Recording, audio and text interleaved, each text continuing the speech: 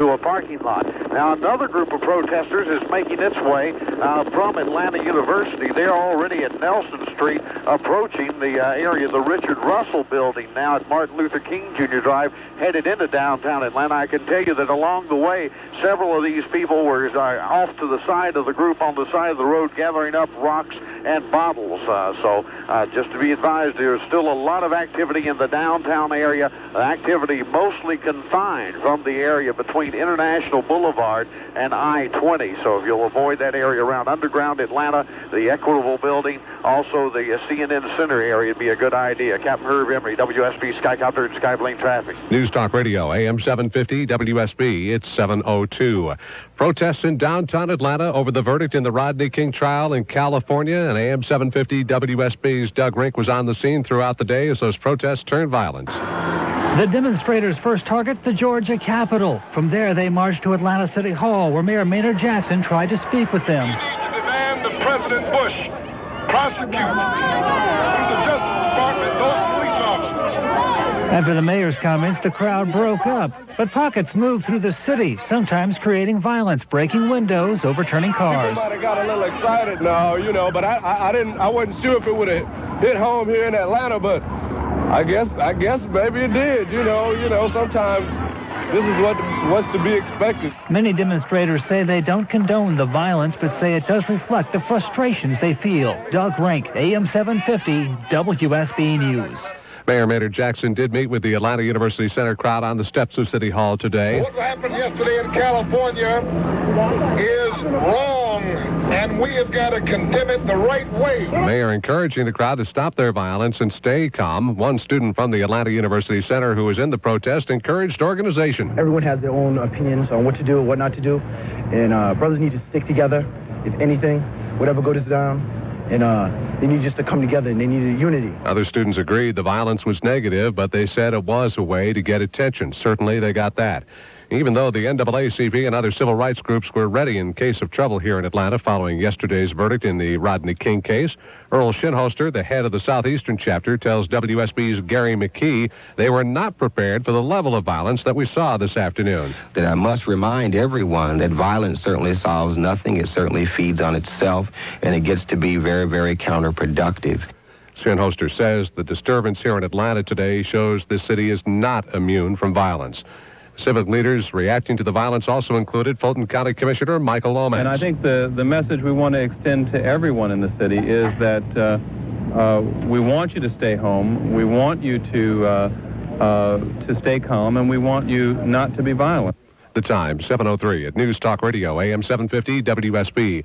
Coming up, an update on what's happening in Los Angeles, plus the weather from Atlanta's own. And looting continued in broad daylight today in L.A. Officials there now say 10 people have died. From the violence, a story of a miracle, though. A white reporter who was shot 5 times while covering the incidents in Los Angeles says he owes his life to a black family. Freelance journalist Jeff Kramer says the family drove him to a hospital. He says that's why he's alive today. The time, 7:07. News Talk Radio, AM-750 WSB with triple coverage. The Bell South Mobility Network, plus Skycopter and Skyplane Traffic. Report problems at Asterisk 750. Free on Bell.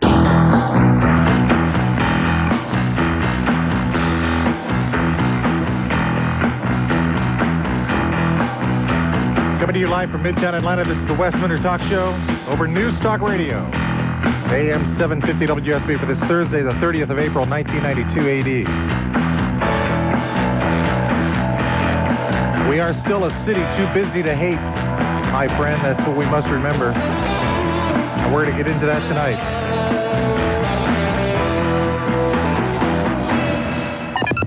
Phone number with one Atlanta line available because lots of people still expressing some views. 872-0750, 872-0750. It's going to be wide open with just you and me tonight. We'll have some, perhaps some check-ins. In fact, I do know we'll perhaps be talking with Southeastern Regional Director of the NAACP, Earl Shinholster, will be joining us later tonight. We'll check in with him. We may also be checking in with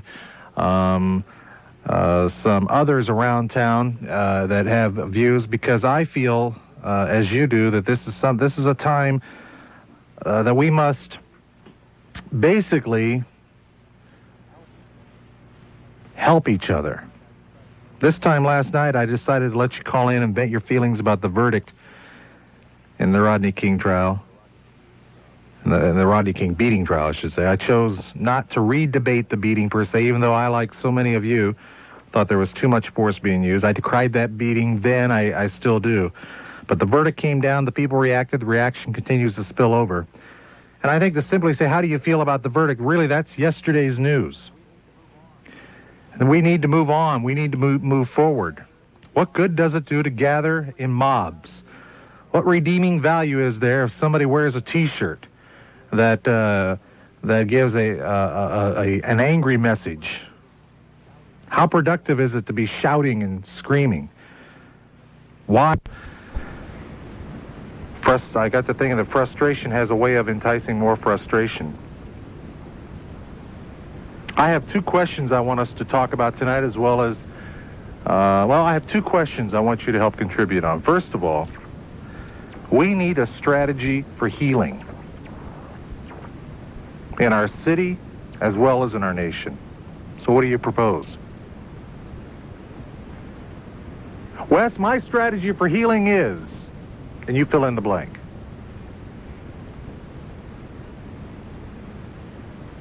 And you think about what's going on in our city today, and I was talking with some friends here at the station, and what does this mean for the future of our city? What's this mean for the future of downtown Atlanta?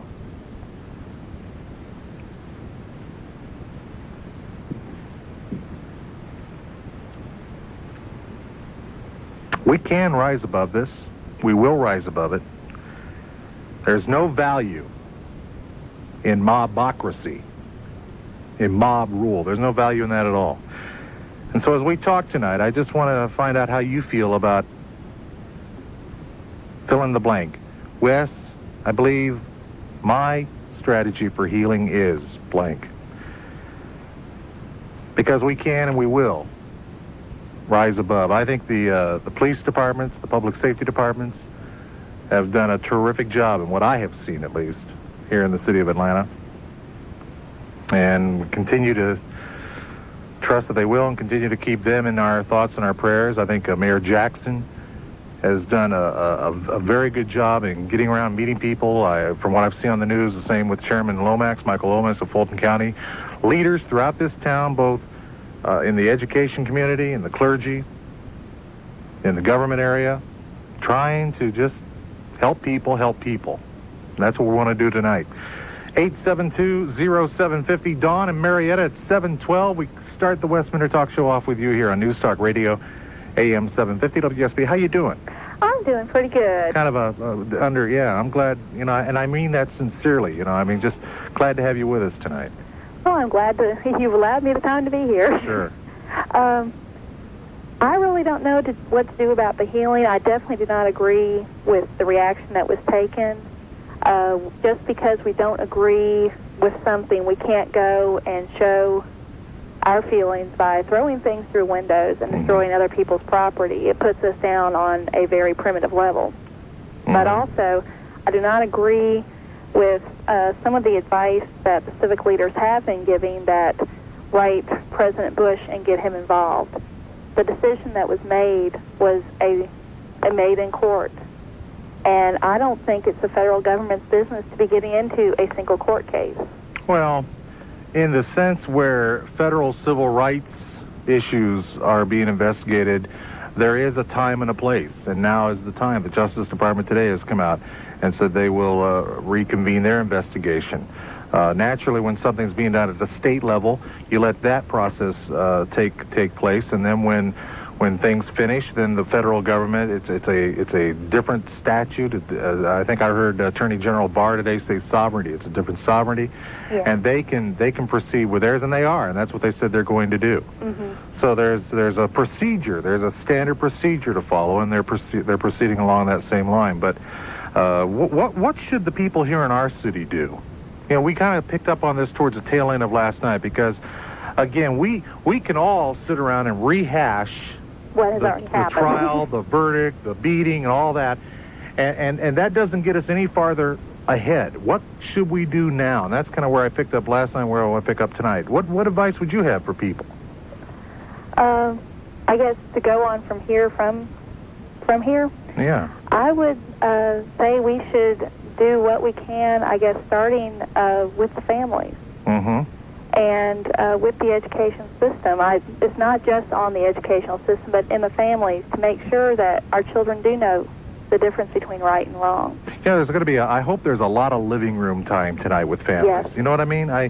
Because the majority, the overwhelming majority of people in this town and around the nation are law-abiding citizens, are good folks who are sitting down there, and we all feel bad about what's going on.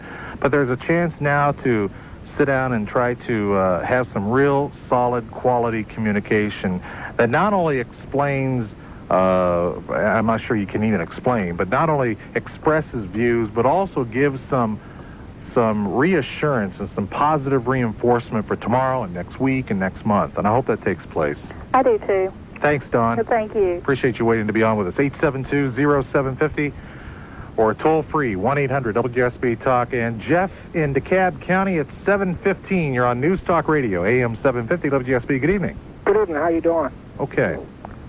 Well, my strategy primarily for healing is probably to educate primarily the white race on what the black individual has gone through. When I myself, and I know we don't want to go back to this, but when I myself saw the Rodney King tape, it kind of takes you back in time, and I don't think nobody wants to go back to that. You know, I think we should look at everybody's directing the irresponsibility on the rioting and all of that kind of stuff, but I think part of the irresponsibility should be directed to where it began. Was the 4 officers responsible when they did what they did? Was the court system responsible? Did they take a responsible role when the court system did what it did? Was those 12 jurymen responsible, acting in a responsible way when they did what they did? So what education, Jeff, let me pursue this a moment with you. When you talk about education, and I'm all with you on this, I think it needs to go across all lines, all peoples. I think everybody needs to sit down and work with one another and help one another. But what do we do? I mean, what are some of the specifics that we should help with? Well, I think more time should be spent at the top level, and I'm not talking about in the down ground level, but at the top level, educating top-level people on the real issues of black America. Are you speaking about the government? The government, yeah. the business environment. To me, my impression of President Bush is that he really don't have a sense for what black people really feel, especially by the issue that he said justice was served this morning when he said justice was served. How could anybody say justice was served?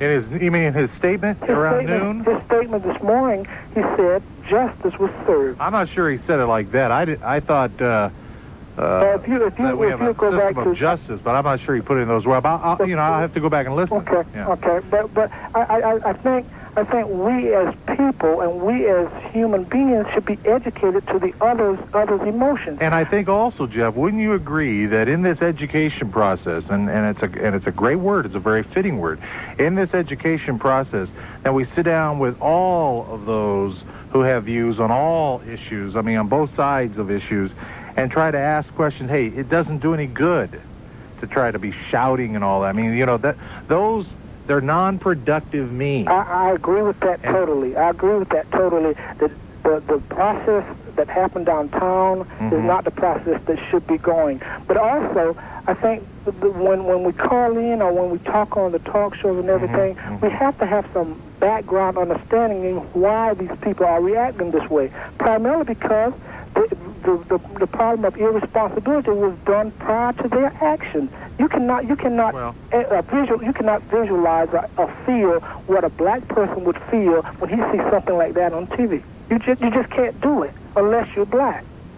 Okay, well, Jeff, listen, I would simply say this in response to what you're saying. First of all, remember the violence, the disorders that we have witnessed, not just in our city here, which is very, very tragic, quite frankly, but it's tragic everywhere else. They're not the jury's fault. They're not, the Justice Department's fault. Okay, I mean, we have to go beyond that. I disagree with you. I disagree with you on that. If justice was served fairly, I don't think none of this would have happened. I mean, look what happened when they decided to integrate schools. And you're talking about violence there.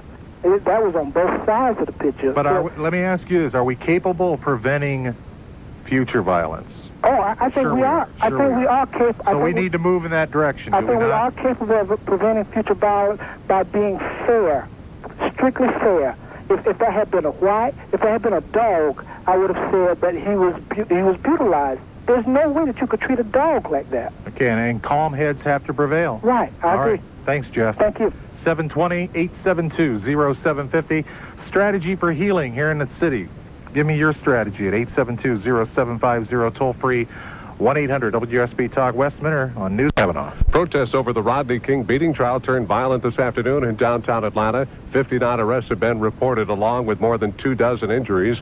Among the injured, a couple of policemen who suffered minor injuries. On the streets following the story at this hour, AM-750 WSB reporter Richard Sangster, who is witnessing a mass arrest. Richard, what's going on? Just a few moments ago, Atlanta police drove a busload of youths arrested at Broad Street and Trinity in front of the Garrett MARTA station. That was Major W.W. Holly told me that the youths range in age from about 16 up. All will be taken to jail. Charges likely to be filed, disorderly conduct.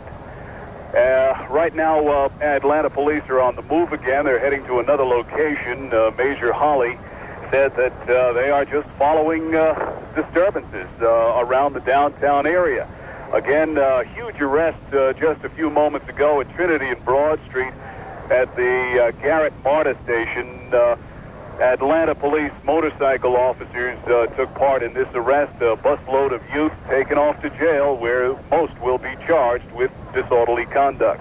Reporting live from Broad Street and Trinity, I'm Richard Sangster, AM-750 WSB News. All of the injuries reported so far have been minor, except for one. Grady Memorial Hospital spokesman Jim Driscoll says one man was dragged from his car and beaten, has serious head injuries and possible internal injuries as well. So that is one very tragic part of the protests this afternoon in Atlanta. Meanwhile, in Los Angeles, National Guard troops have moved into the city streets there to try to stop burning, looting, and killing. Following the Rodney King verdict, authorities say at least 11 people have died. Almost 200 are injured. California Governor Pete Wilson sending 2,000 additional National Guard troops into the area. They will join the 2,000 already there. News Talk Radio, AM-750 WSB. Just ahead, the 5-day for... So the Bell South system, the calls are absolutely free at 872-0750. Daryl, you're in the air here on News Talk Radio, AM-750 WSB. Hello. Hi. How are you? Okay. Listen, Wes, I listen to your show all the time, and I don't always agree with you, and I hate that for such a sad time I have to be calling. I really don't have a solution, but I think that cooler heads need to really prevail here. I'm from New Jersey, and I've been through a few little riots myself, and I feel really bad. I've been to Joseph Valery's church. I think he's a good guy. I think that some of the things that some of our leaders are doing and saying are kind of fueling this thing. I really don't know, except for folks to kind of pray and stay together. I work for an engineering firm. I was in L.A. last year, this time, when this thing happened last year, and it was really kind of tense out there then, and I don't know. People are, Daryl, it's interesting. People are confused. They're upset. They're frustrated. Some people feel like that the very issue of civility is under attack, and it is, and it shouldn't be. And so when we sit there and say we want to come up with a strategy for healing, then we start, first of all, by things just calming down. Yeah. And that gives you then a pretty firm foundation to work from. Yeah, I think a lot of our folks, I happen to be an Afro-American, a lot of folks are just taking advantage of the time to be unruly. But a lot of folks are really frustrated. I've talked to some of my friends who are educated folks who feel like this is the only way to get folks' attention, the only way that anything is going to change. I disagree with that, but, you know, I was sitting with a friend just a few minutes ago, a young lady and her daughter, and she's sitting there saying in front of her kid that this is the only way that we're going to get anybody's attention. And what's that saying to our young folks? I mean, when is this going to, you know, I heard that on television last night, too, and go ahead, I'm sorry. I grew up in New Jersey, you know, back in when Trenton was getting crazy, and as a matter of fact, I was in a riot, and it really wasn't, it started out just being an unpeaceful little situation, and the police came, and they actually beat up the black folks. So, you know, this, I don't know, I have never been a prejudiced person, and still am not. It was really frustrating seeing what happened, but like folks say, you got to let the... Well, you said it a moment ago. There's a small group of people that need an excuse for lawlessness. Yeah. And they take advantage of the opportunity, but that's very small. Right.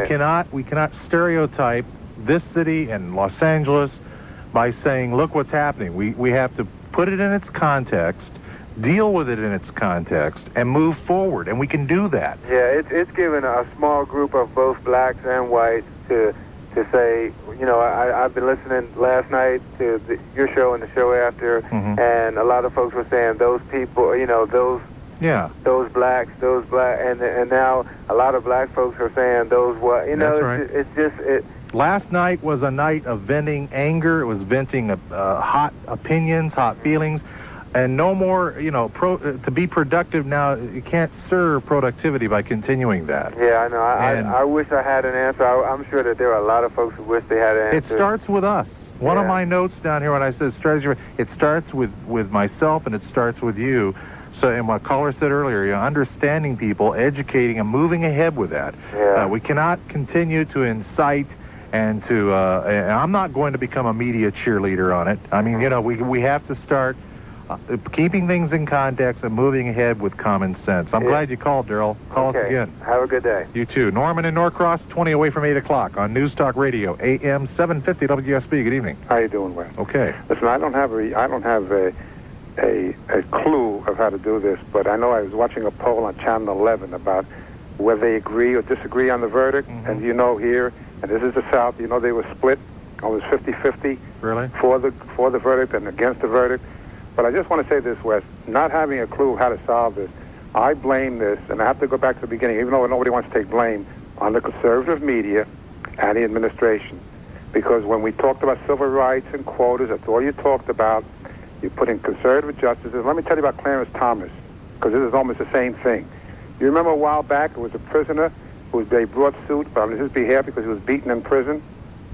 Hello? Hello? Yeah, I'm here. Do you recall a while back when a suit was filed in regard in behalf of a prisoner who was beaten by a prison guard? Something vaguely, yes. All right. You mean the case that went to the court? Right. Yes. And Clarence Thomas was one or two of the two who dissented, and he said, well, he didn't see any proof of any being beaten, even though some of the guy's teeth was knocked out, even though he might have been covered with a pillow while he was beaten. Why I'm bringing it up is this is the attitude of conservative thinking people. Norman, I'm going to disagree with you. I don't think this is a conservative liberal issue we're facing tonight. I think so. No, I don't. The reason I say that, look, when you start, it's an underlying problem. Nobody talks about the inner cities. Nobody talks about poverty. Sure they do. They do too. I mean, to make that kind of statement, Norman, is just flat out wrong. People are talking about these. Norman, let me ask you. Well, you know, you say nobody's doing anything about it, and it's easy to throw generalities around. But what do you mean? What would you want to do? Give me a specific. If you want to spend money, we're spending money, sir. Money should have been spent. Money should have been spent. We're spending more money on the inner cities than we ever have before. What else? Infrastructures, giving jobs, education. These are the things that the people there needed. Now, there's no excuse for them to loot. There's only a small amount of gangs that are doing this. There's no excuse for that. But if the problem could have been licked way, way back, if the administration would have paid attention to putting money in the inner cities, giving them jobs and concentrating on that. Norman, if you would look, we have been doing that for years, decades. But when you get people on the air talking about, hey, wait a minute, what are we doing with civil rights here? We got a quota bill and everything with civil rights. Do we really have a civil rights? Do we really need a civil rights bill? All these things fueled this thing, I think. All this added on to it, Wes. What we have witnessed today and last night is people, again, I'm emphasizing this, small group of people being fueled by emotion. Right. Okay? Now, what I want to say tonight is I want people to give me their views on trying to bring things into rationale. Less emotion, more rationale, and moving forward. Well, here's the thing. You cannot reach a productive, positive end on emotion. But let me tell you something. The administration and the Justice Department, who have been investigating this all along, did nothing about it until today. They said, well, we're really going to investigate. But if they had said... You heard me a moment ago explain that the process at the state level is now moved on, and now it's a different sovereignty, and it's in the federal level. Again, I'm bringing it back here to the city of Atlanta. What do we do here in Atlanta? What do we do tonight? What do we do tomorrow? What do we do next week? Okay, but look at the poll I just gave you. On Channel 11, it was 50-50. They said just... That doesn't tell me what we do tomorrow, though, Norman. No, I know, but it tells you how people feel. Okay, then we need to work on people's emotions, do we not? Of course. And we got to do it without inciting other people to be upset. I agree with that. Okay, thanks. Don in Lithia Springs on News Talk Radio. AM-750 WSB. Thanks a lot for waiting, Don. Hey, Wes, I'm glad you made me wake. I calmed down. A little up close and personal view. This afternoon around 4:35, my wife was coming home from work. Maybe 400 or 500 people swarmed her car, trashed our car, hit the passenger that rides home from work with her in the head, trying to get at her. They finally got away. And I'm saying that to say I want to get to your point of what do we do to heal. I'm upset. I'm distraught. I'm trying. Understandable. It's a human reaction. Everybody's having them. Yeah, and I'm trying not to revert, to a polarized view of this. But one of the things I think would be helpful, both to, quite frankly, the black race and the white race, is to hear black leaders separate the issue of what happened to Rodney King, which I deplore, and what is happening in the streets. So there are two different issues, and one is as deplorable as the other, and I'm not hearing that. And I think that if we don't hear that, white people are going to feel polarized by this. Part of the strategy for healing, then, in your view, is a loud outcry condemnation of the violence. Right. Okay, Don, thank you for the call tonight. Okay. 14 away from 8 o'clock as we continue to take your calls and move on into the area of what does this mean for our city? Still want to have people give me their thoughts about Atlanta and what does this say about our city? What's it say about downtown Atlanta? And then come up and in conjunction with that, not being critical, solely negative. It's understandable, man, to have human feelings. It's understandable. We can rise above this, and the idea then is to, what can we do to help one another do that? Somebody taught me a long time ago that we're only as strong as our weakest link. 872-0750 and toll free. It's 1-800-WSB Talk. If you're listening long distance and you may not live here in the city of Atlanta, but you certainly got views about what positive and reinforcing methods can be used to keep this nation moving forward. Remember, and we touched on this last night, after a very interesting phone call, I might add, last night. We remember last night, we are still, friend, a government of law. We are not run by mob rule. 72 degrees in Midtown Atlanta. Glad to have you on AM-750 WSB. As news unfolds during the evening, there's only one AM radio station you can hear throughout the Atlanta area after sundown. Our news team is always on duty around the clock, 24 hours. Atlanta's station for news, daytime, nighttime, anytime. News Talk Radio, AM-750 WSB. Depend on it. Probably is a very long term, but I feel that we as an African American community have to take responsibility for ourselves. We have to quit leaning on the crutch of prejudice. Too many of my friends, and I have to tell you, I've lost a lot of my friends because of the way that I feel. I feel like, you can be what you want to be, and as long as you lean on the crutch of prejudice, as long as, well, I can't get a job because I'm black, I can't get ahead because I'm black, I can't make anything of myself because I'm black. You can be what you want to be. You can go as far as you want to go. And I know that that's a long-term dream, and it might even be a fairy tale world. But and don't you agree that most believe it too? Well, I don't know. I mean, that's the thing we have to communicate. I mean, we can't be bogged down by a few negatives. Exactly. And I don't think that it should matter what color Rodney King was. I don't think. I was discussing this with someone today about the fact that there were no black people in the jury. That does not matter. They're people. They're all people. And it's one person looking at the facts about another person. And that's all it is. It shouldn't, of course it's going to be made into a black and white issue, but isn't it time to be past that? And I said this last night. I thought it was, you're absolutely right. It's time to be past that. I said last night I didn't think it was. I mean, there were two other people in that car. They didn't resist arrest, and they weren't beaten. Right. I mean, we need to move beyond that case now, and at least here in the city of Atlanta, in view and in the wake of what we've witnessed here so far today, we're coming into the evening time here in Atlanta. What can we do to try to communicate a message of, and I'm using the word healing. That may not be the right word, but somebody can come up with a different word. But that's where we can go. I know we can do that, Letitia. Well, you and I both have confidence that most people can do that. What can we do to promote it? I think something that's going to happen is less media coverage. A lot of these idiots are out there doing this simply because they know they're going to get on the news. They know they're going to get on TV. I don't know how heartfelt this revolt is. I don't know that these people are doing it. I think they're just joining up with a bunch of other idiots that are going out there and hurting people for no reason. It's over. That's right. It's a state level thing. Let's go with the federal level. Let's see. I mean, we weren't in the courtroom. We don't know the facts. We don't know what else was presented.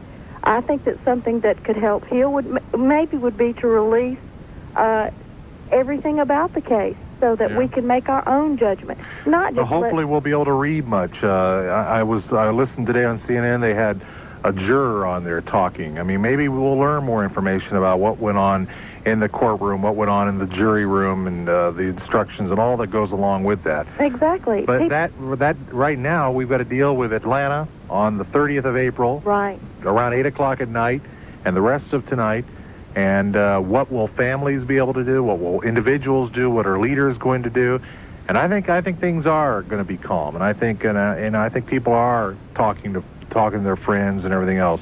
Yeah, I think the less media, the less hype. You're absolutely right. The less hype. That's why it'd be so easy to go ahead and rehash what people's opinions are and to get incite anger and opinion. I'm not going to do that. I'm not going to be party to that. We've got better and bigger opportunities that I think are positive to seek, and that's the direction we need to go. That's exactly right. And that's the kind of testimony Atlanta needs to show, too. Exactly. They need to, we've got the Olympics coming here. Yeah. I have to admit to you that driving through, just coming up 75 tonight, back to my little neck of the woods, I was nervous.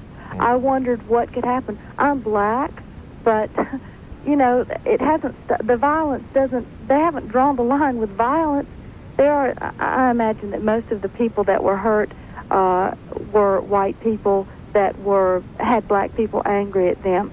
But you certainly can't limit it to that. I mean, if they're willing to get so hyped up that they're going to hurt whatever's in front of them. I'm glad you called us tonight. Hope you call again. Well, I will. I enjoy your show. Thanks a lot. Hey, thank you. Victor incoming on News Talk Radio. AM-750 WSB, 4 minutes away from 8 o'clock. Hi. Hey, how you doing? First, I want to like to say to Letitia that, hey, God bless her. Need more people like her, and if she feels that she's lost some friends over her ideas and her beliefs, good for her. She doesn't need them. I think she's going to be an outstanding citizen. She had some sound ideas. Yeah. No, that's a great attitude to have. I'm pleased to hear that. Wes, I come from Southern California, and I grew up down there, and I've lived here in Atlanta for 10 years, and I'll tell you what, first off, for our Atlanta listeners, California has nothing on Atlanta or on Georgia. We have everything and more. We have a better quality of life here. We have the arts, the entertainment, the sports. We have the media. We have the mountains and the beaches and the lakes. The quality of life here in Atlanta is so far superior to what Southern California has to offer. I just don't know how to explain or to tell you the difference. When I first moved here, it was like I should have been born here. I should have come from here to begin with. My dad worked construction all my life. I went to 14 different schools throughout the country. Well, Victor, we're kind of tight on time here. Sure. To kind of get to an issue about where do we go from here? Where do we go from here? Yeah. Wes, it's just going to take time. That's the ultimate thing is time. I was 20 years old during the Watts riots. I lived down in the South Bay area when all that was going on. I can recall the gangs, the car clubs, and all the things with the predominantly Mexican American community before it was predominantly black in that area that this is happening now, and when it happened in Watts. You're going to find these things even in your small communities.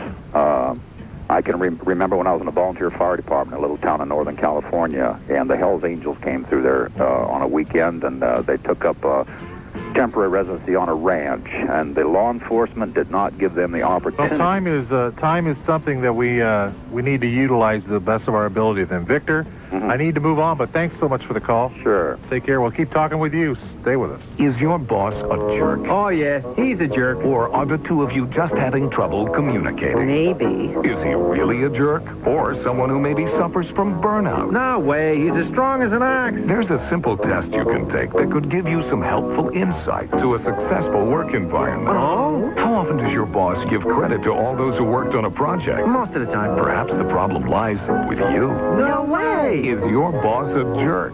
Take the test tomorrow at 5:30 and 6 on 11 Alive News. This week, the most talked about event of the season.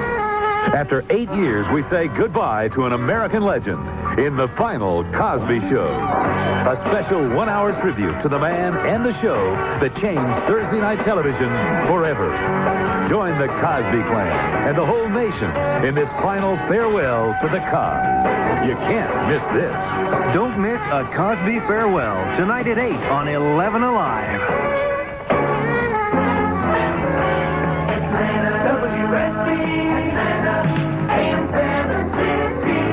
News Talk Radio. The violence then spread throughout downtown, popping up here and there. 19 people hospitalized at Grady, all but one minor injuries. Grady officials say a man was apparently dragged from his car and beaten. That 45-year-old Stone Mountain man is in critical condition at this hour with a serious head injury. In the past hour, police have moved in on groups of demonstrators making mass arrests in the downtown area. AM-750 WSB's Doug Rink is on the scene. He has this live report. Doug, what's the latest? What police are doing is they are moving in groups of about 20 on foot patrols in the troubled downtown area, at least the area where trouble was earlier today. Also, motorcycle officers are standing by, staged in areas near the downtown area. You see state troopers driving around downtown, too, and when you see police officers in cars, everyone has at least 2 officers in the car. Occasionally you'll see a group of roving youth or young adults in the areas in where the trouble was earlier this afternoon, but things appear relatively quiet now. And re-debate the verdict that came out late yesterday afternoon from Simi Valley. We're not here to vent anger about that verdict. We did that last night. We're trying to find out your ideas and thoughts about what do we do now. In fact, that was sort of how we ended last night, and we're picking up from that now. The number here in Atlanta, by the way, if you do want to call, and if the lines are busy and you can understand a lot of people are speaking out on this, stay persistent, you'll get through. It's 872-0750, 872-0750. For many of us, this was just another day. You go to work, get with your friends, you talk about issues, but this was not just another day in another respect, was it? No doubt you talked about the news from yesterday, the subsequent events, not only in Los Angeles, but then what happened here in our own city this afternoon. But, I got to thinking today that for at least one person I can think of, he probably didn't go to work today. It probably wasn't another regular work day for him, and I'm speaking of that truck driver in Los Angeles, who perhaps you saw as well, who was pulled from the cab of his truck at an L.A. intersection and beaten. I don't know what his current status is. It was a horrifying, horrifying scene. And here you have an innocent citizen who's doing what? Just doing his job. And yet he's victimized. And then we see the developments in our own city today, this afternoon. And then we're sitting here now in the evening time wondering, where do we go in Atlanta? What should we do? And what do the events, the disorder that we saw in downtown Atlanta, what does that say for downtown Atlanta? What's your view of this town? What's your view of our people? And what do you want to see us do? And what kind of strategy for healing would you recommend? Sure, there's anger, and there's confusion, and there's emotion. But quality decisions can't be made out of emotion. Frustration has, as I said last hour, frustration has a way of inciting more frustration. So we're just letting you speak about possible solutions. It's not an overnight solution, I understand. But we've had some terrific opinions so far, and we'll continue this conversation all night long, right up until 11 o'clock. Ed in Smyrna on News Talk Radio, AM-750 WSB. Thanks a lot for waiting there, Ed. Hi, how are you? Pretty good. I'm doing okay. You know, people, I know that's a common thing. People say, hey, how you doing? You know, it's like when you call up your friend or somebody on the phone. That's the first common thing. But I got to say, everybody who calls them and says, Wes, how you doing? If I just go okay, you understand. And you know, it's just I'm not in a real jumpy mood tonight. You know what I mean? Yeah. Well, I was watching CNN earlier. They said that truck driver that got pulled from his cab is dead. Oh no. He died in the hospital or something. I don't know. That's pretty bad. So what do we do now, Ed? I was thinking, well, you know, you got all the kids, you know, my age out there in the street rioting and stuff. I mean, now, they're not. And right there, you got all the kids. Now we have a small number of young people. Okay, well, close enough. Okay. I mean, and by the way, do you have another call coming in? Would you rather take that? No, I'm ignoring it. Okay. And they're still calling them demonstrators. I mean, they're not demonstrators anymore. No. Now it's just rioting. They're thugs. Yeah. You know, they're perpetrators of lawlessness. Like you were those who break the law are perpetrators of lawlessness. Yeah, like you were saying, that you can't get anything done while you're angry. So people just sort of need to go home and cool off. You know, you have these mobs that are being fueled by their emotions, and that means their direction just goes anywhere. There's no real clear thinking going on. Yeah, or it just happens to be where the guy with the loudest voice wants to go. How you think? I mean, how do you communicate to that kind of group? Obviously, what we do is what we said last hour when you're dealing with something like that. Yeah. This city and the police are doing, I think, a terrific job in this regard. I think they're doing what they ought to do right now, and is arrest them. Well, they're getting the city calmed down, and they're putting control where control has to take place. Yeah. And they're moving forward and getting on with it. And then the time for all these meetings and stuff is not now when everyone's so angry. It's maybe tomorrow when no one wants to rip anybody's head off or anything like that. You know, that's when that all needs to get done. It's not a good idea today. Right. You know, again, this we have a city that is. And by city, I mean a metro area that is viewing now, all eyes are looking on what? Downtown Atlanta. Yeah. Underground. And they're saying, my goodness, now what? And you have people wondering if they ever want to come into the city again. Sure they should. They should feel very, very willing to want to do that. Yeah, this will stop one way or another, and it should, I hope it doesn't get violent. More violent with the National Guard and the police, and like it happened in San Francisco. Do you mean Los Angeles? Close enough. Yeah, okay. Ed, thanks for the call. Okay, bye. What does this say for Atlanta, by the way? That's another part of the questions tonight. Bill in Ackworth on News Talk Radio. AM-750 WSB, it's 813. Hi. West. Yes, sir. I probably feel like you do. I'm disappointed. I'm disappointed in the state of Georgia or the city of Atlanta. Why did you include the state of Georgia there? Well, we all represent the state of Georgia. We all live here. So we represent it, West. As far as I know, nobody in Atlanta or state of Georgia sit on that jury. Mm-hmm. Now, I'm a former police officer. Mm-hmm. I saw the videotapes just like every person in the homes did when it was shown. I said, and I still believe, that it was an overkill. Okay?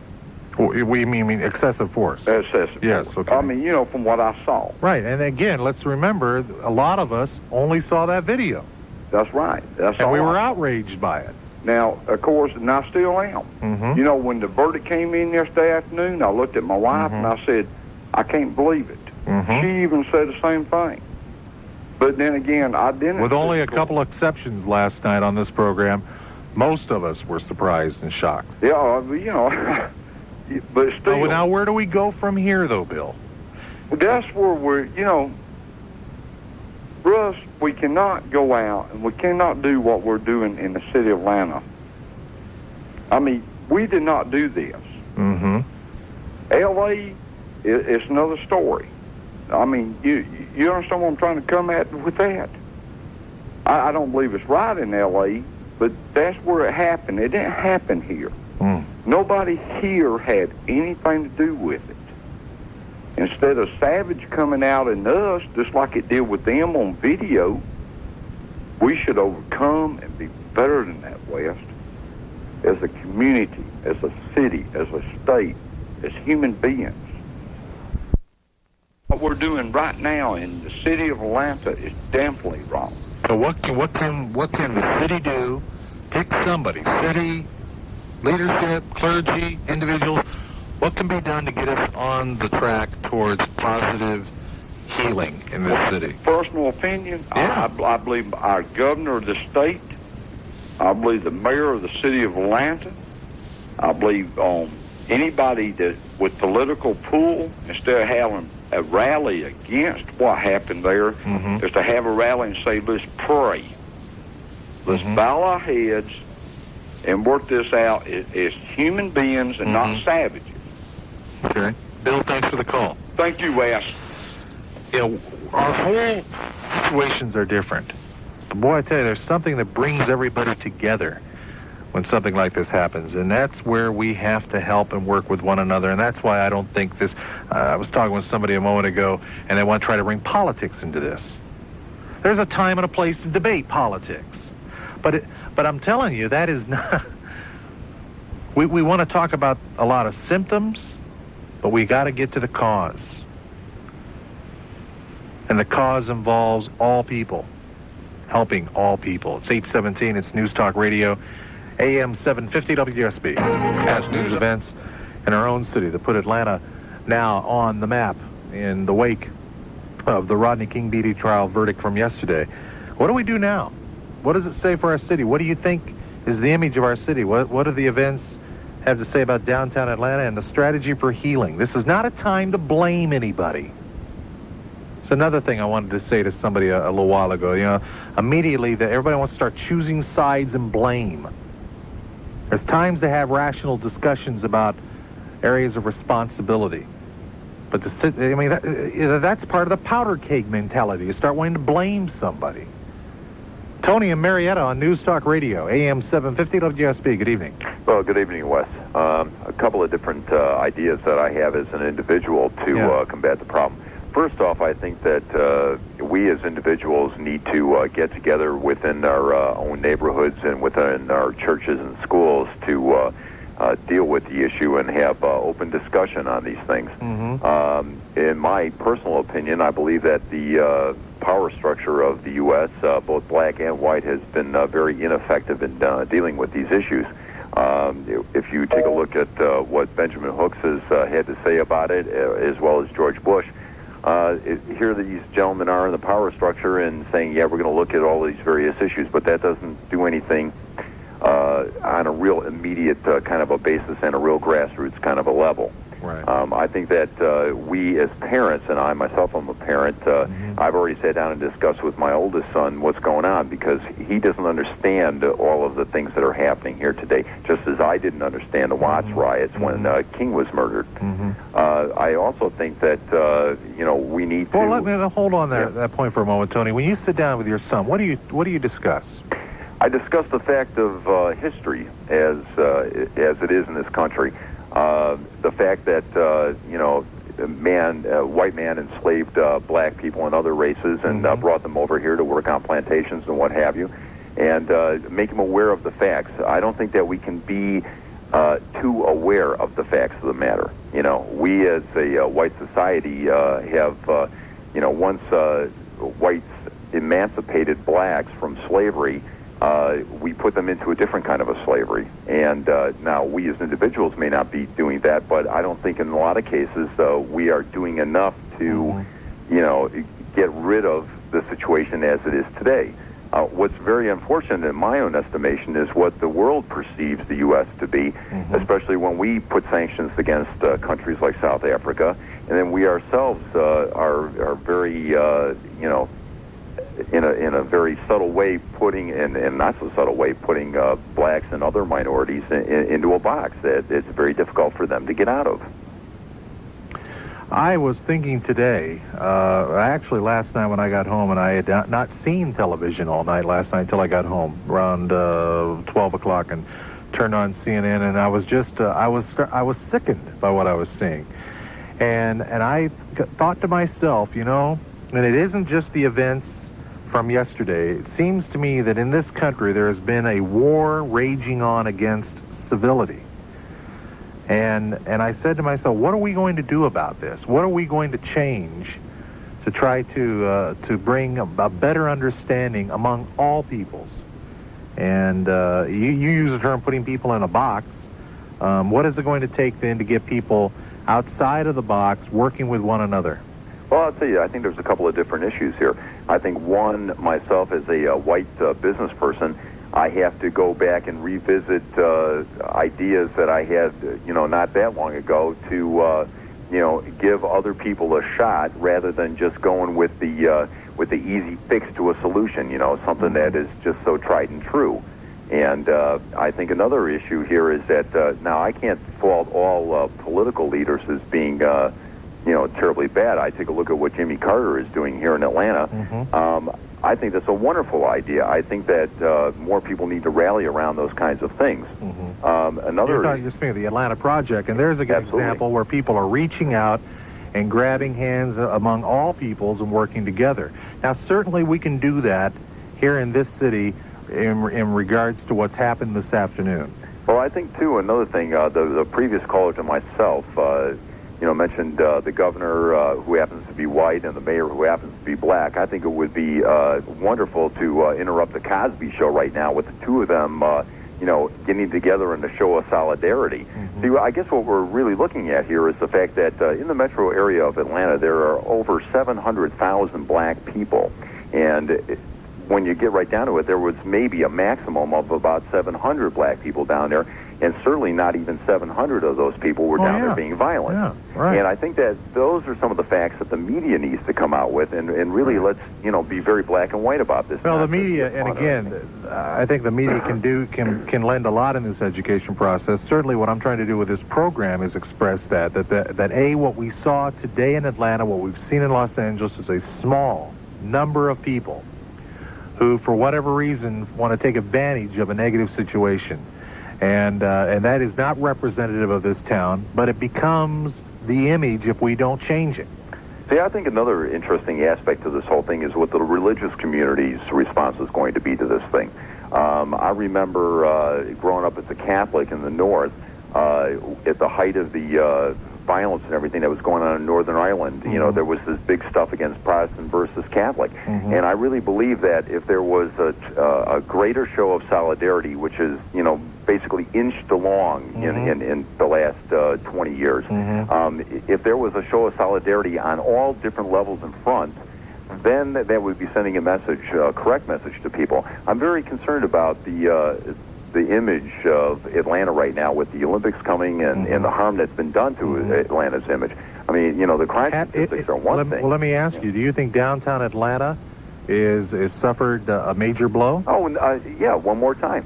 I mean, it's happened down through, it's happened with the crime statistics, it's happened with the withdrawal of business from the 5 Points area, it happened with, the number of muggings and rapes that happened down there, and that's what's being reported by the media. Now, and that's what and that's why I'm saying, we need to find ways to move this city forward again and make it a win-win for everybody. Absolutely. I think, Tony, I got to move. I think a show of solidarity is what's in good phrase. mind here. Good phrase. I'm glad you called. Thank you very much. 828. Room for your call now at 872-0750. It's News Talk Radio, AM-750 WSB, talking the city and letting you talk out as well. 750 WSB and Westminster with you here at 836, and Dale in Riverdale. You're in the air everywhere. Hi. How you doing tonight, Wes? Pretty good. Let's see. I'll start out with this. It's kind of strange, though, because you know what's on TV right now? The Last Cosby Show. That's right. Tonight it is it. That's right. Yeah. And that way, in a sad segue, he's been so good to us for 8 years. Phil and I were talking about that earlier, how it just seems like it's sort of, ironic. Yeah. Yeah. And, the thing is, tonight, what we're trying to do tonight, it is so easy to get on and bang the table. Mm-hmm. It is so easy to blame. It is so easy to try to assign whose fault it is. And there's times to talk about that. There are times to sit down and in a rational way, if that's ever possible in America, in a rational way to sit down and say, for instance, in the government, politically, what needs to take place. Right now, this city, the city of Atlanta, right now, we need a human heart healing. Okay? We need people. We need one heart to get with another heart. We don't need to be inciting people. We don't need to be getting, opinions hotter than they already are, views hotter than they are, angers and tempers. That is not productive. What is that going to do? What does that prove? How productive is that? I think the best thing for us to do is listen to what they've got, what blacks have to say, because I think they think they've been done misjustice, but I think it's the entire judicial system has been done a great misjustice. And as I've heard some of the leaders on television today say, there's a place for that. This is an election year. There's a very democratic process involved to try to change things if you want to do that. But as I watched on television last night, and these people looting the stores and running out with the merchandise, that's no way to change the process. That's right. There's no justification for that. All right. Well, you have a good night. I'm glad you called, Dale. This is Rick at a payphone. Thanks for waiting, Rick. You're on News Talk Radio, AM-750 WSB. Thank you, Wes. I listened to your program last night, and after listening to it, I went away kind of feeling good, thinking, maybe this issue will bring us all together. I believe most people were appalled at the situation that happened with Rodney King. Yeah. And then with the events that happened today, it just confused me more because, here are 8 or 9 or 10 people being killed, and it's talked about in a different way. What happened to Rodney King was appalling, but yet what happened to the 8 or 9 was, frustration. And what happened to... You talking about those who were killed? Right, those that were killed. It's not appalling that they were killed, it seems. It's what... Well, it should be. It should be. Yes. And I think the medium, for the most part, is trying to distinguish, the few that are causing that. But I don't think the black leaders are doing enough. What would you like them to do? I'd like to hear, separating the two. I hear... the mayor today, he says, I'm with you people. Right. And then he turns around saying, but we got to stop the violence. And it doesn't seem like he's separating, the two people, and it's just frustrating. I think there's an effort of understanding at work. I think there are people, I think the central focus of what we're seeing today is the attitude of the heart, and there is a strong effort on the part, I believe at least, on the part of our leadership here in the city and on the leadership around this country to try to understand feelings and to listen to feelings, but to make sure that, again, we use this phrase so often from last night, cool heads prevail, to assure that rational thought, that a clear-headed approach is used, not emotion, and not a wrong-headed approach, if you will.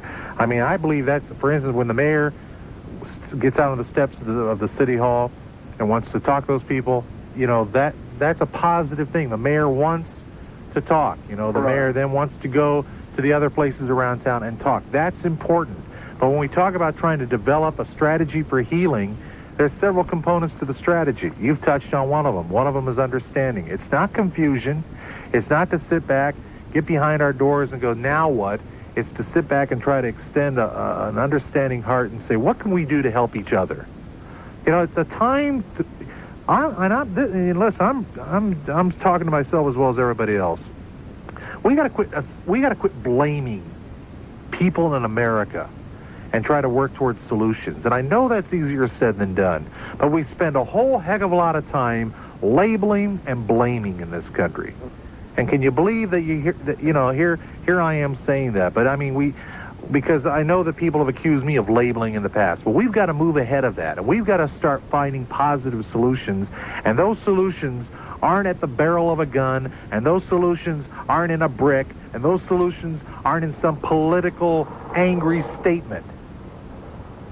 We got to find ways to get to a more positive reinforcement. Rick, thanks so much for the call. All right, thank you. This is Pat in Douglasville at 18, away from 9 o'clock on News Talk Radio, AM-750 WSB. In just a moment, we're going to be joining with the Southeast Regional Director of the NAACP, Reverend Earl Shinholzer. Pat, hello, how are you? I'm fine. Real shook up. I was in the Sweet Hotel today when all this started. I was in a training class, and we saw a lot from the second-story window. Uh-huh. And one of the things we saw that I don't think anybody has mentioned is people helping people. Right. Under everything that was going on, there were people trying to protect people that were being attacked. Mm-hmm. We were protected by everybody. They helped us get to the cars, everything. I think the majority of the people in Atlanta were appalled by what they saw. Mm-hmm. And we need to band together and let this minority know that we're not going to stand for this. Mm-hmm. This is not what Atlanta is. This is not what our people are. Mm-hmm. And if we as a majority sit back and say, okay, they're tearing Atlanta up, we're going to let them tear it up, okay. We can't do that. We have to band together and say, we're not going to tolerate it. This is not going to happen to Atlanta. Okay, Pat, thank you. Thank you. 872-0750 or toll-free 1-800-WSB-TALK. And with us at 17 away from 9 o'clock is a man who you heard earlier this afternoon, perhaps, if you were listening to the Gary McKee Hometown Radio Show. He was on with Gary for a little while. Earl Shinholzer, who is the Southeast Regional Director of the NAACP here in Atlanta. And Earl, thanks for being with us here for a few minutes tonight. Good, thank you. I appreciate the opportunity, Wes. Enjoyed meeting you this afternoon as well, sir. Under the evening skies tonight, we're talking about ways of developing a strategy, if you will, a strategy for healing in Atlanta. When you hear that kind of a phrase, when somebody says, what kind of strategies for healing are necessary, what comes to mind for you? Well, frankly, I've been using that phrase all day long today. Really? Even some on yesterday, because I think now is the time for healing, the time for us to come together as a community, young and old, male and female, rich and poor, from all stratas, all aspects of this community of ours, and come together as human beings, trying to find solutions to a very human problem. Our executive director is called today for all of our branches all across the country to organize a National Day of Justice on this coming Sunday, May the 3rd.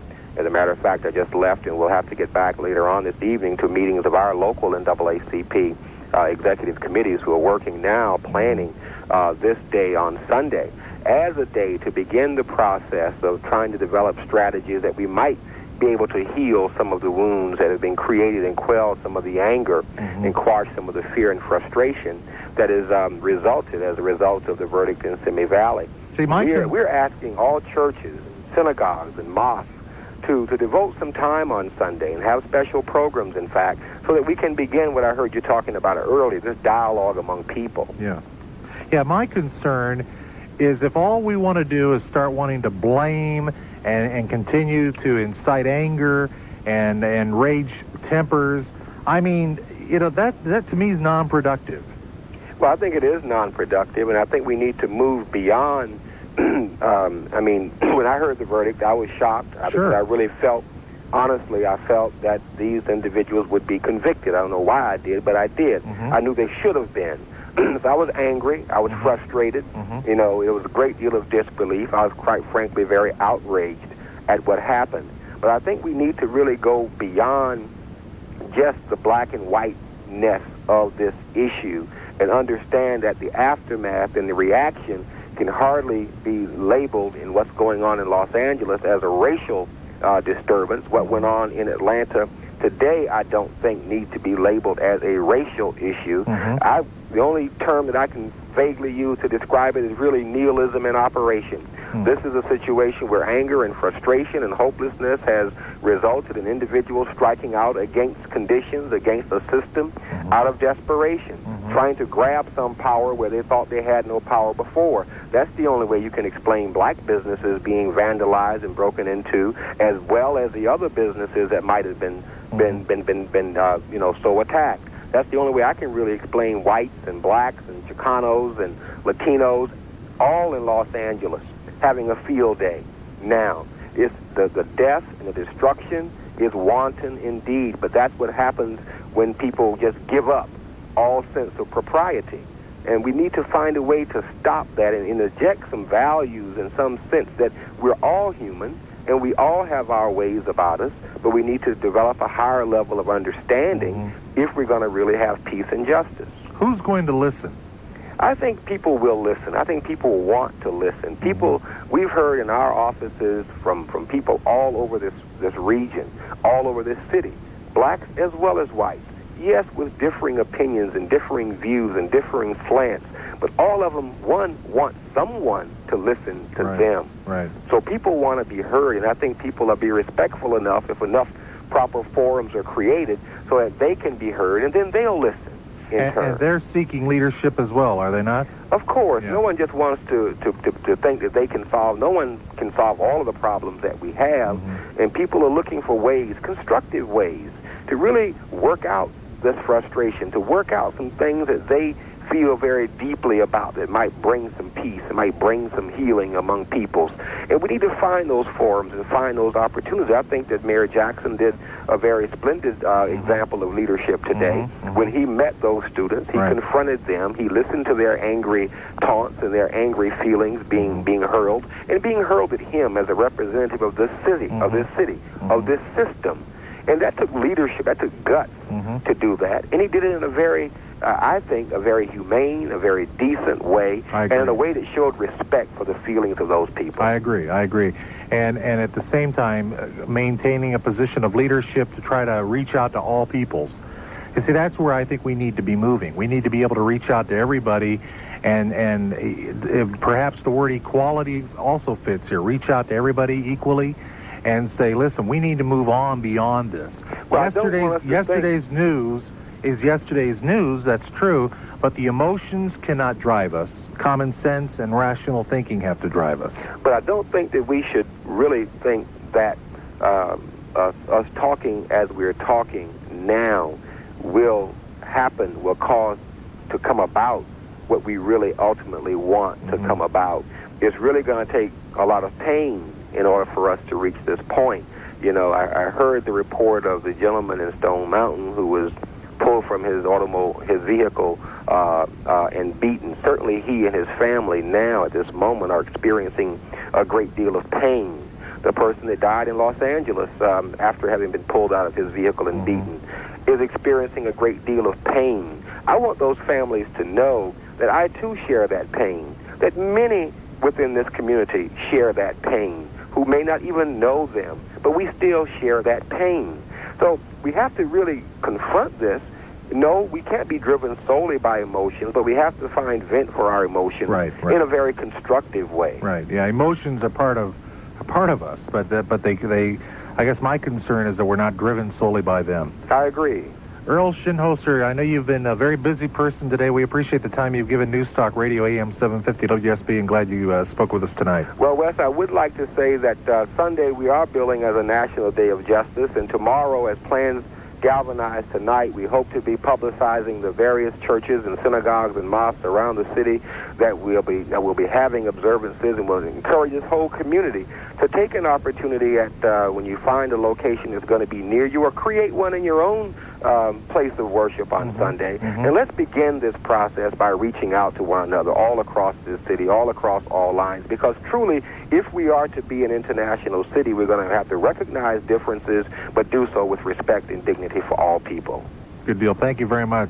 Appreciate it, Earl. Thank you, Wes. Earl Shinhoster, the Southeast Director of the NAACP here in Atlanta, spending a few moments with us, giving his views and his thoughts, and well-grounded views and thoughts as well when we talk about this idea of strategy for healing here in Atlanta. We'll take your calls. We're going to do it all the way up to, in fact, all night long. Phil Hendry will as well after 11 o'clock. We're staying on it. We're talking about with you, because we know today that definitely will not be forgotten. Door pocket of my car, and anybody that has that ability should... Boy, that's a real positive reinforcement, Larry. It's reality. Nobody's going to drag me out of my car tomorrow and beat me. I'm going to assert my rights. I'm going to what other contribution do you want to make to try to help us? The people that need help are the people that's got to go to Atlanta tomorrow and go to work, or in the fear of hooligans. And so they need to be able and prepared to assert their rights of protection and defense. Real optimistic outlook for the future, huh? Well, the optimistic outlook was set today when people were drugged out of their cars. And that's why, Larry, rather than try to sit there and try to put sandbags around and barricades and tell everybody to look out and incite anger, I'm trying to come up with some positive ideas. Well, I understand what you're talking about. I understand what you mean about reality. I understand reality, but that was true yesterday and the day before as well in America. Tomorrow. I mean, I'm saying you're expecting. You're saying you need to be expecting problems, and I'm saying, well, be prepared. Okay. Don't let nobody drag you out of your car. I'm saying, can we also at least agree that we can look for some positive gains rather than trying to tell everybody that it's fend for yourself? Come on. No. Take care of it. Take care of yourself. That's all. But thank you. Gee whiz! Get the flak jacket!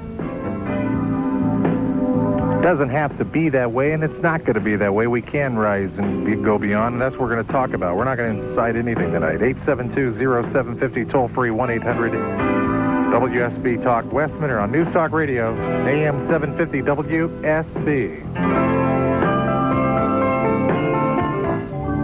Warning signs of depression. Sleeps too much. The depressed person often can't face the day. Loses appetite. Food stops being a pleasure and becomes a chore. Can't concentrate. The ability to focus attention becomes weaker and weaker. Lacks energy. Depression drains energy and steals away your life. Feels irritable. Patience and good humor are early victims of depression. Can't stop crying. Uncontrollable tears over nothing are a frequent symptom. Feels guilty. A sense of worthlessness and guilt often signals depression. Loses hope.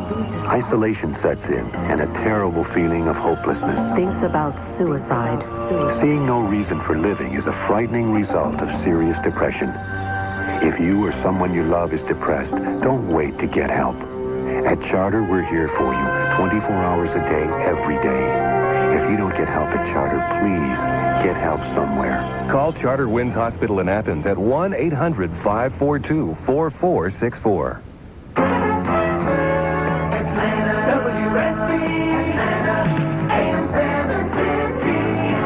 On the road, Bell South Mobility car phones. In the air, Skycopter and Skyplane. Triple coverage on AM-750 WSB News Talk Radio. WSB Atlanta. News Talk Radio, AM-750 WSB time at the tone. There it is, it's 9 o'clock. Good evening, I'm Tom Kennedy in the AM-750 WSB News Center. Temperature at 9 o'clock, 70 degrees. Tonight's weather clearing, low 56. The exclusive WSB 5-day forecast in just a few minutes. Atlanta police say at least 26 people have been injured in disturbances following a peaceful protest of the verdicts in the Los Angeles taped beating case. At Underground Atlanta, in the heart of the city, windows were smashed and stores and office buildings as well. Cash registers and push carts were ransacked. Grady Memorial has treated at least 19 people, mostly for minor injuries, One man who had been dragged from his car and beaten is in critical condition tonight with serious head injuries and a possible internal injury. Atlanta police officers have covered the downtown streets tonight like a blanket. Major W.W. Holly says officers have been rounding up kids as young as 10 years of age. Because we're trying to make sure, being very careful, make sure we don't have juveniles. You know, we had some 10 or 12 years old we just let go. Holly says those arrested will be taken to jail. Charges are ranging from disorderly conduct to resisting arrest. It's a tense night for many small business owners in Atlanta, those who had stores along the path of today's demonstrations. AM-750 WSB's Doug Rink. Downtown disturbances damage many downtown businesses. Windows are smashed. Tonight, store owners are trying to clean up and take other precautions. Boarding it up, boarding the building up, in case they decide to come back and throw bricks or rocks or whatever they might throw. Many of these business owners are black. They use spray paint now to mark their stores black-owned. They hope this provides some extra protection. Doug Rink, AM-750, WSB News. Cobb County Transit passengers are asked to catch their bus heading home at the MARTA Arts Center. Is the result of a cycle of poverty and despair. He says any system that perpetuates that cycle must be changed, but he added that violence is not the way to go about it. The time is 9:05. 1992 AD, a date that for many, and at least for myself, we're not going to forget this day in Atlanta's history, and for that matter in our nation's history, at a time when many people are hurting, many people are upset, many people are confused, but then again, many people are very hopeful, and we're talking tonight about that very kind of hope, the kind of strategies for healing that can bring our city forward and keep the reputation solid, the city that is too busy to hate. Now think about that phrase. In fact, I think here perhaps next week we may just do a program centered around that four-letter word, H-A-T-E, hate. We're supposed to be a city too busy to hate, so what can we do to prevent the hatred and the violence from grabbing hold in our town? It's easy to try to sit and blame. It's easy to try to build to a fever pitch, but it's also very non-productive. And what we want to do tonight here on News Talk Radio AM-750 WSB is let you come up with some ideas, let you express some views and some thoughts that could be constructive and productive. Doesn't happen overnight, I understand that. I understand reality exists. I also understand that we all have expectations. And the goal for all of us is to try to keep our reality and our expectations as close as possible. If you'd like to get through and talk to us, our phone number is here in the city. It's 872-0750. If you want to call us long distance, you're listening in, you want to know what the views, or want to give us your view from your vantage point, as we have some calls from Florida on hold, it's 1-800-972-8255. 1-800-WSB Talk. We'll try to get as many calls as we can tonight. I want to know from you what's going through your minds. This is Susan and Marietta. And by the way, as we said in the beginning of our segment tonight, old news is old news. We're moving forward. What do we do? Susan, thanks a lot for waiting. You're in the air everywhere here on News Talk Radio, AM-750 WSB. Okay, the old news is yesterday. I want to talk about today and moving forward. Good. Okay, today I'm going to infuriate some people, but I'm just going to be as honest as I can. I was born Southern Baptist in the southernest part of Georgia you can live in. I was raised in a very conservative racial background. I am not prejudiced at all. Not at all. Skin color means nothing to me. I date black men, I date white men. Skin color does not affect me, a person inside. And I wish right now, and I know this is going to infuriate some of the black people, but I wish right now I were black so that I could have more credibility saying what I'm fixing to say. I think today, as a people, those young people that went downtown took a step back 20 years into the past by doing what they did. When we saw what happened on the TV, we were all infuriated, not because he was black, but because he was a man that was unjustly beaten. We were all upset about it. Today, we went down there. Everybody tried to go down there together to say this is an injustice and we won't stand for it. And what these young people did is they said, no, you can't participate with us, you're white. And they took the white people and they beat them, and they would not let them go with them. I had friends that were innocently going down there to march with them. That was the most racist thing that the black people could have done. Well, Susan, hold on. I don't need an analysis of what has happened. Okay, my point is I understand that's your view, and I understand that's your opinion, but I also want to remind you of something, a very significant point you have at least not mentioned yet, and that is was a small number of people, okay? Yes. A small number of people. Okay, So all right. I say the majority of people in this town, in this state, in this country want to move forward. That's right, and I do too. And when I went to a bar this afternoon, and they said, look at what those black people are doing. And I think we can move forward by saying, let's join together. When there's something like this happens, everybody come together, because what they did was look at what they think the people did in the jury is look at skin. And they were all white jury, and they looked at a black man, and they said, these white guys are innocent. I think if we learn from that and we say, everybody come together. Everybody, next time this happens, or something will happen, this will continue. Things will always continue in the future. If we can go together and say, we all want to march together. This is an injustice. We all get together and all go forward together and all go to the Capitol together as not black and white, but as people who can see injustice. Is that going to bring healing to Atlanta? Yes, it will. What, marching? Yes. I think... You're saying, so it's an ingredient to the healing? Yes, I do. I think what the politicians and these people who do this look at, they look at masses. Yeah.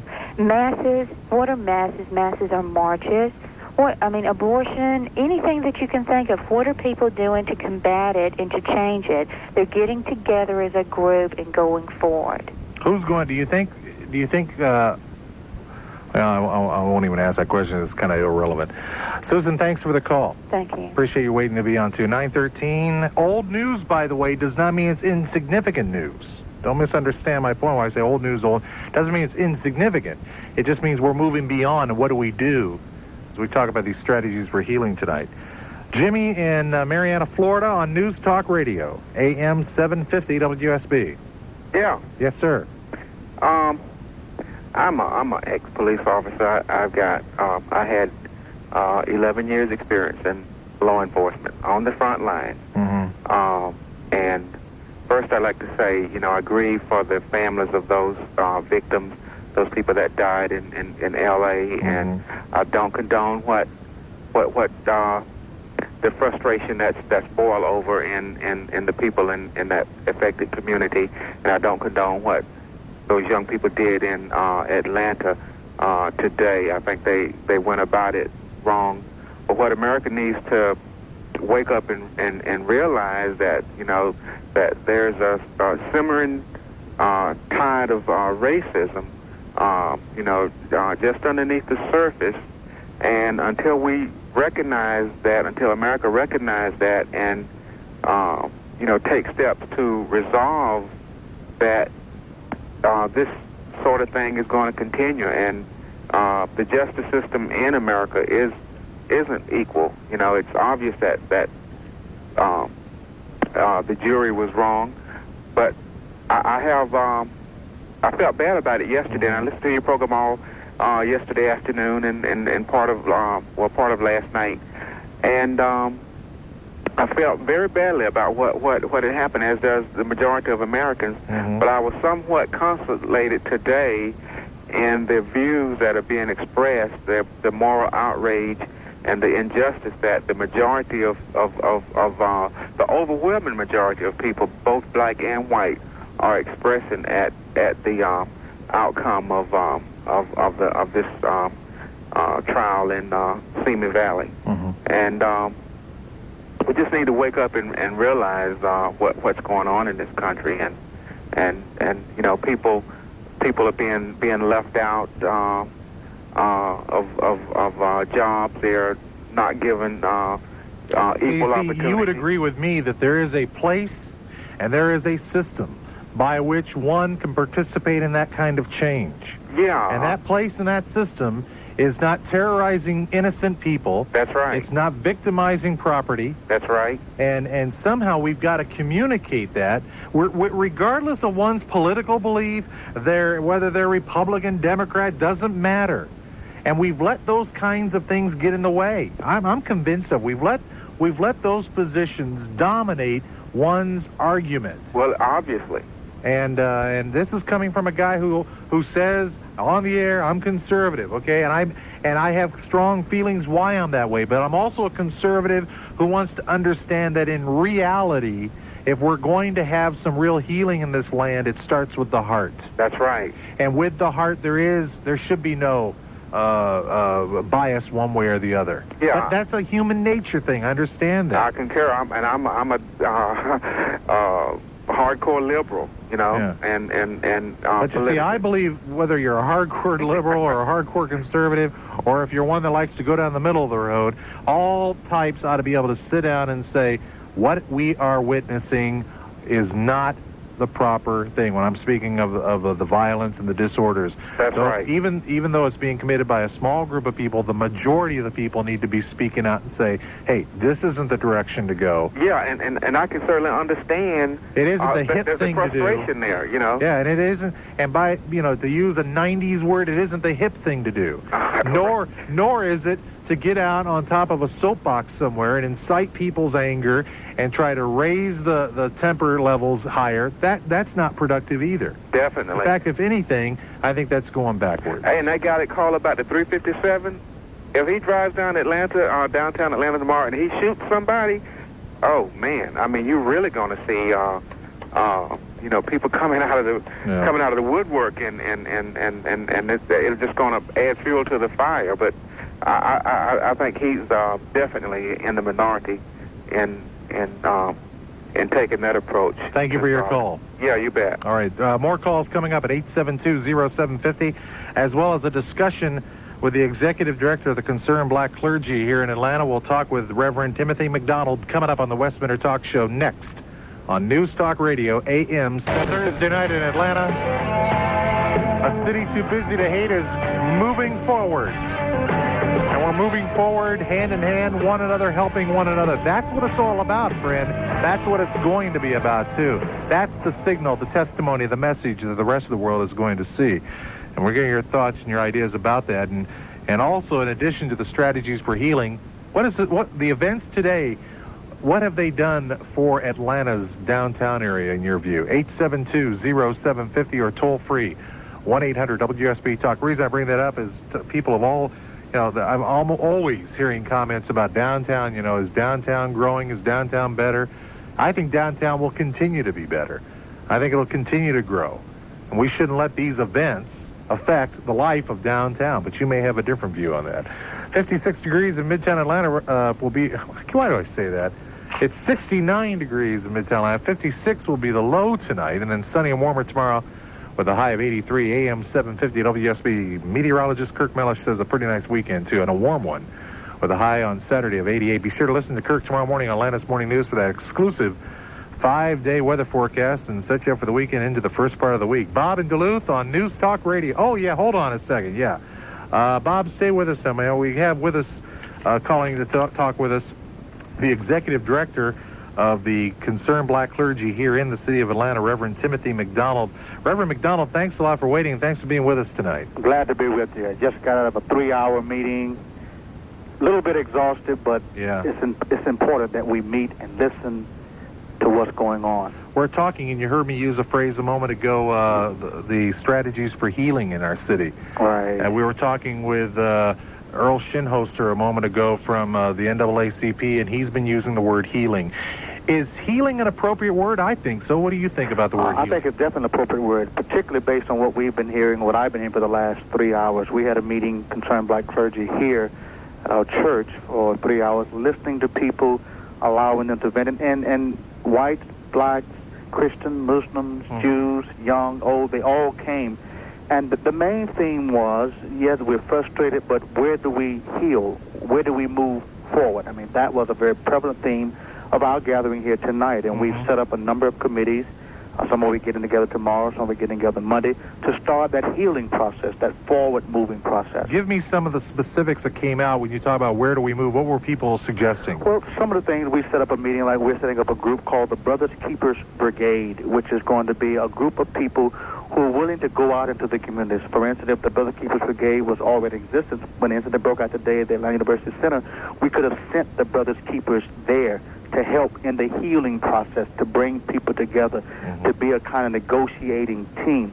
We're going to be going into public housing. We'll go down to underground Atlanta. We'll go down to the MARTA stations. The Brothers Keepers will be there wherever there's tension or the possibilities for tension. We've been talking about a religious 35-day fast that would involve all the religious community, not just the Christian community, but the entire religious community, fasting and praying for the healing of our city, bringing the factions back together again. When would that begin if you were to, in fact, have At the latest Monday. Okay. At the coming Monday will be the beginning of that, and we're planning a Brothers' Day March, which will take place on June the 6th. Last year we had some 7,000 plus people who came together for aspects of our life. Every segment of our community came and supported that march, a march for unity and strength and solidarity. And people are galvanizing towards that. That's the healing process. So we're meeting every Thursday now, from now until the march, and perhaps even beyond the march on June the 6th, to bring about this healing for our city, because there has been some deep wounds. Yes. We heard a lot of frustration tonight, a lot of anger, a lot of violence came out tonight initially, but people began to respond to that, and there was some beautiful healing that occurred and embracing that occurred. I think now we're off. Excuse me, go ahead. I think we're off now in the right direction. And when you say people are responding and participating in the healing, give me an example of the kind of response. How does one person help another person in this response? What are you witnessing? The first do and what we did tonight, rather than talk, listen. Yeah. And particularly to our young people, what we discovered even tonight, many of them have some misconceptions about what happened during the 60s through the nonviolent means, the nonviolent methodology. They have some very serious misconceptions about what actually happened. So as we listen to those misconceptions, then we can correct them. We found that education and information is key in the healing process. Just sharing information about what has happened, what is happening, and some concrete proposals about what can happen. The key tonight was listening and hearing what was being said, listening to the feelings, not just the thoughts, but the feelings and the depth of frustration. And I think that some people left here tonight different than they did when they came here tonight. I really feel that in my heart. Reverend McDonald, we want to check in with our news center with a quick update. Can you remain with us for a few more minutes? Sure. I want to deal with a couple of these points about listening and also talk more about the subjects that came up in your meetings tonight. And I think it's very valid information, valuable information for our audience. So if you can stay with us maybe a few more minutes, and we'll come right back to you here following the news. Will do. Thank you, Reverend. 9:28, we'll continue to talk with Reverend Timothy McDonald, the Executive Director of the Concerned Black Clergy, and we will get your calls as well at 872-0750. It's News Talk Radio, AM-750 WSB. This year, Corona is celebrating Cinco de Mayo. Cinco